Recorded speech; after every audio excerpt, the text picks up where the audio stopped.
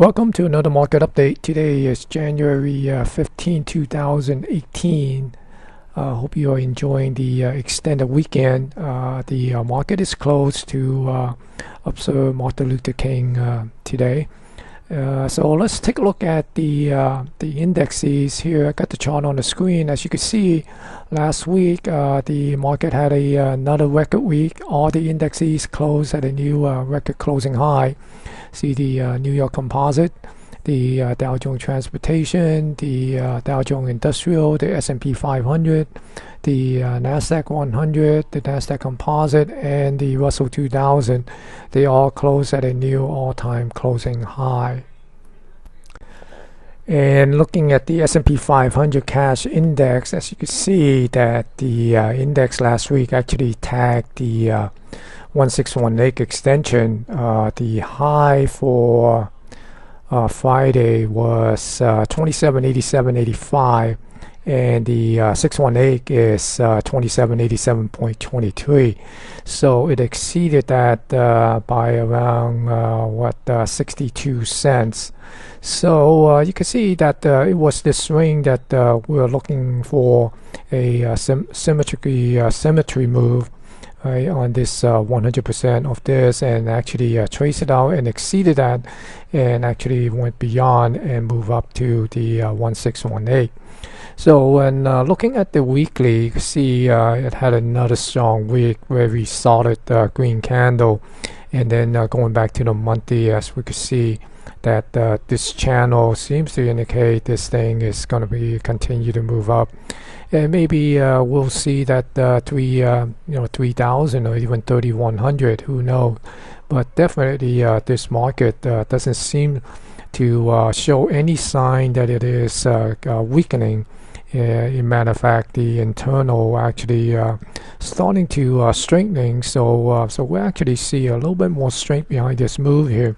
So I would be surprised that this market will continue to move up, although that we might get a little bit of a profit taking as the market it is getting a little bit extended. So if I was to look for a potential pullback, I would probably use the Fibonacci extension or the retracement, and look for this to basically, let me get rid of this for now, to pull back to somewhere around 50% if this is the high. But looking at the future, even today it traded overseas, and a abbreviated session in Chicago because of the Martin Luther King holiday. It already went above the 2790, so we probably see a little bit higher high here before this thing actually start pulling back. And who knows, it might even get above the let's let me put this back here to get that level back on. Let me put this. Alright, so I don't have a snap, so it's going to be a little bit off, but let me take that off here. So we say let me put in the 200% and see where that lead us here. Okay, so let me add this 200. Okay, so here's 200. It's 2813.94. So we might see this come up, right?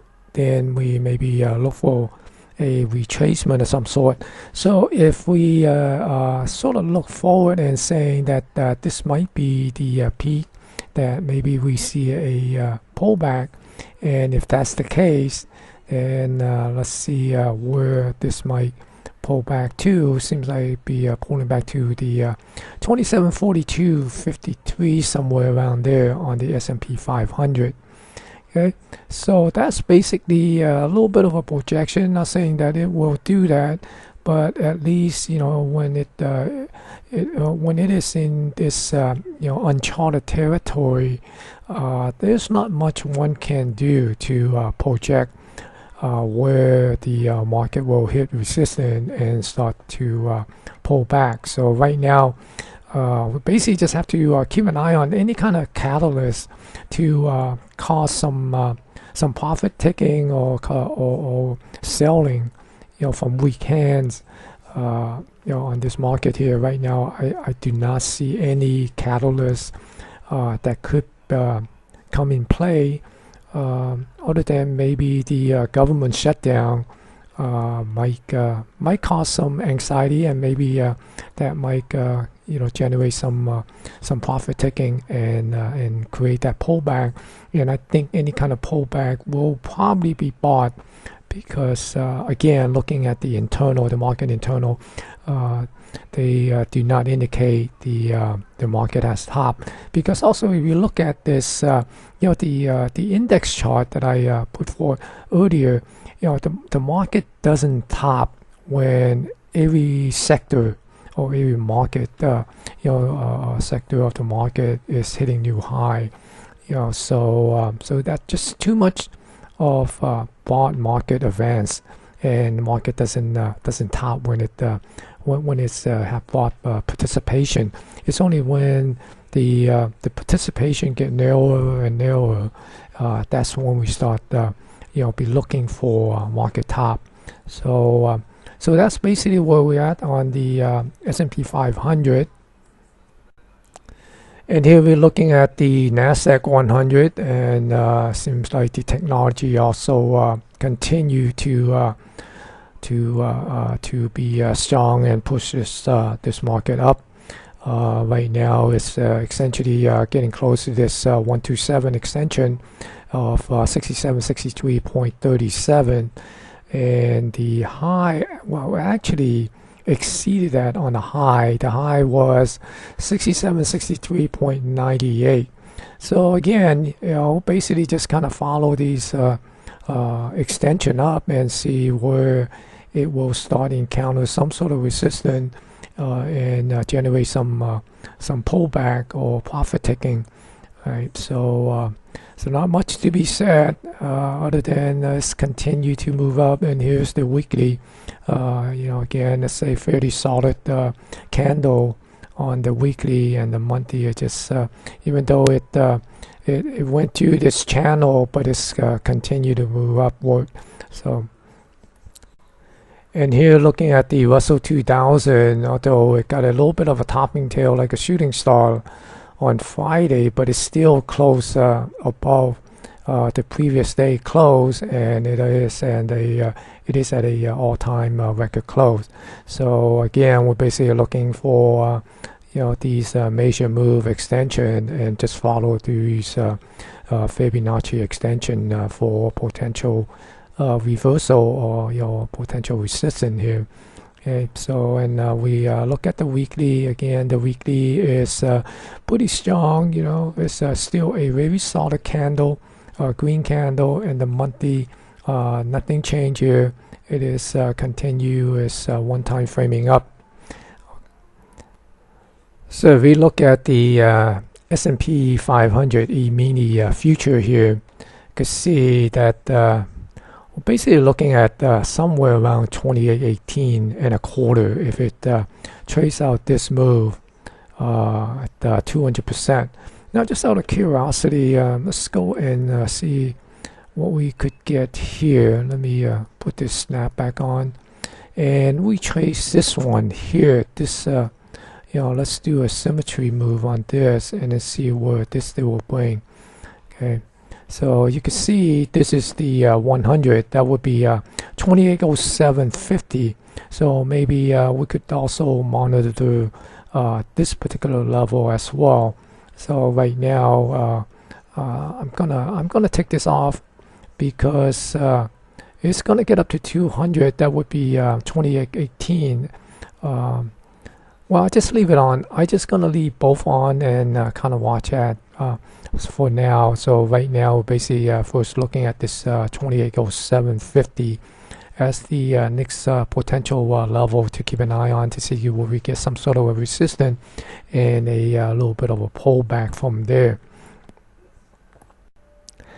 And here we're looking at the dollar. Remember last week I was saying the dollar seems kind of weak, and we're basically looking for a breakdown.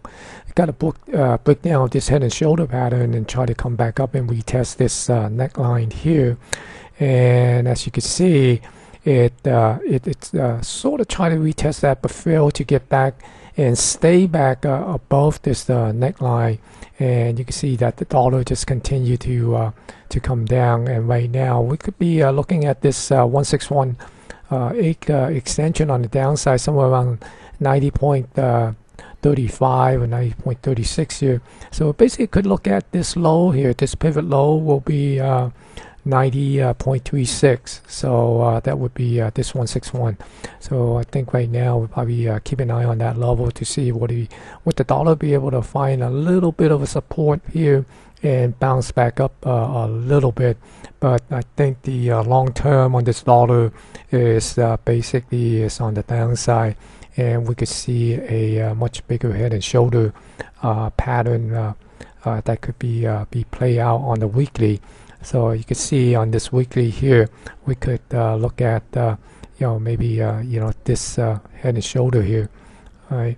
So if that's the case, and if we want to do a little bit of a major move, and if we do this, then on a 161.8, we basically talking about 82. So the least of it all at 127 will be 87. So that show a lot of downside for the dollar. And inverse to the dollar, you look at the euro, that has generated a lot of strength, and you can see that it's coming up at this price zone up here, and actually it peaked up a little bit on that. And remember, we were also looking at a potential cup and handle, right? This you could also look at this as a cup and handle here, right? Okay, right? Or you could also look at this as a head and inverted head and shoulder. Okay, right? So, but in either case, we're essentially looking at this particular swing here and project this up 100%, and that would place the euro up at 137. Okay. Even at the 1618, that will put it up at 131. Now, with the weak dollar, of course, we are seeing the rise in crude oil. Also, with the OPEC, reducing the global inventory, that kind of help push the price up. But mainly the oil, since it is dollar based.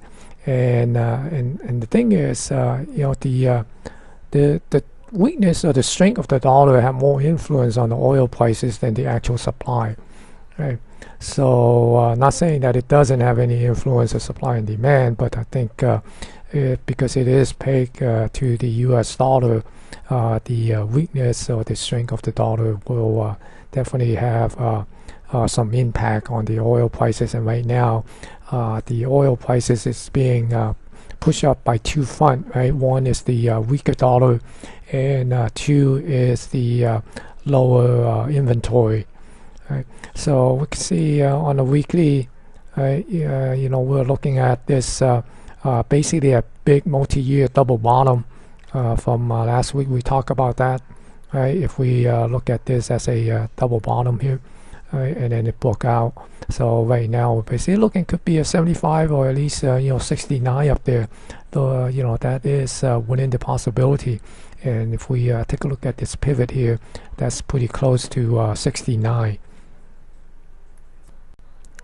And here we're looking at the gold future. As you can see, gold is breaking out of this price zone here, and wouldn't be surprised to see it continue to move up and to try to tag this pivot high here somewhere around the 1365.70. Because if we look at the monthly, this is basically what we are looking at. This big inverted head and shoulder pattern. If we could break above this $1,400, then we're basically looking at 1571 up to 1689 price level on gold. Even though there could be some resistance here in this price zone, these pivot area, but that brings it up to 1571. Right, so and I put out a video earlier talking about some of the gold mining stock that might also be interesting to keep an eye on for potential long play, and that might not be just simply a short term type of swing trade, but it could be a little bit of a intermediate or a swing trade or trend trading, depending on your risk tolerance and your trading objective. So if you look at the FANG stock, remember Apple was the one that was kind of lagging and didn't hit all-time high, and lo and behold, on Friday it actually popped up and closed at a new all-time closing high. The weakness or the weak one was Facebook, and I guess Facebook have announced that they're gonna tweak their platform a little bit to eliminate a lot of the news feed. That might have a little bit of a impact in the future earning and revenue and earning and such. So it kind of got a little reaction on that, and it's coming down. But the other FANG stock, Amazon, Netflix, and Google, they all just kind of push up and close at another all-time closing high. So all in all, the market is still continue to push higher. So far, there is nothing in sight to indicate a top have been put in. Although we are still, like many others, kind of looking for some sort of pullback. Because the market, it is a little bit stretched, and I think people is getting a little bit euphoric. So if we get a little bit of a pullback in the short term, I think it would be more healthy for the market than continue to have the market just push up day in each day. I think that will eventually end the market much badly than people could bear.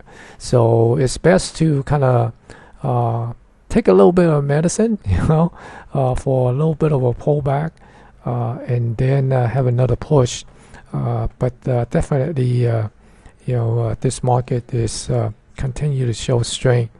Not saying that it could not lose all the strength, in a very short period of time, and reverse, because once fear come into the market, and human have a tendency of act very irrational when they are fearful.